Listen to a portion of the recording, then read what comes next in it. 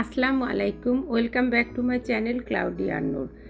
কোরবানি চলে আসতেছে, কোরবানি থাকবে, কোরবানির মাংস রান্না হবে আর তেহারি রান্না হবে না, এটা কেমন করে হয়? তাই তো নিয়ে আসলাম ঝটপট তেহারির মশলা। আমার কাছে মনে হয় তেহারির মশলার মতন সহজ মশলা আর কোনোটাই নাই। তেহারির মশলার জন্য যা যা লাগবে, এখানে নিয়ে নিছি লবঙ্গ, 1 চা চামচ পরিমাণ লবঙ্গ নিয়ে নিছি।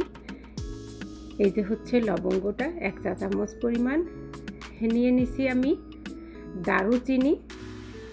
দারুচিনি ঠিক 4 টুকরা দারুচিনি নিছি আমি এখানে।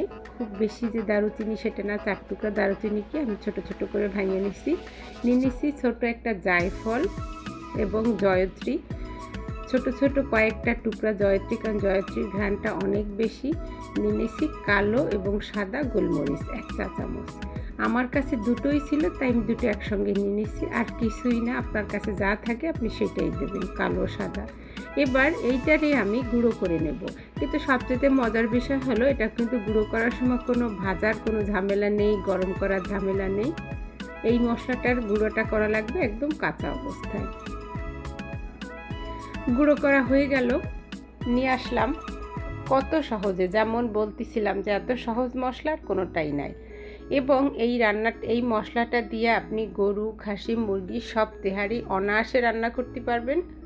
এবং এটা রান্না করার সময় মাংসের ভিতরে শুধু পেঁয়াজ আর আপনার আদা রসুন বাটা ছাড়া আর কিছুই দেওয়া লাগবে না। কি যেমন বলতেছিলাম, তাই না? আশা করি আমার মশলা বানানোর রেসিপিটা আপনাদের ভালো লাগছে। ভালো লাগলে এরকম করে মশলা বানায় তেহারি রান্না করে খাবেন। কেমন লাগলো আমাকে জানাবেন। আপনাদের ভালো লাগাই আমার সার্থকতা। ভালো লাগলে একটা সাবস্ক্রাইব করবেন, বেল বাটনটা অন করে রাখবেন, যাতে সবাই সবার সঙ্গে শেয়ার করবেন। এতক্ষণ ভিডিওটা দেখার জন্য আপনাদেরকে অসংখ্য ধন্যবাদ। আল্লাহ হাফেজ, আসসালামু আলাইকুম।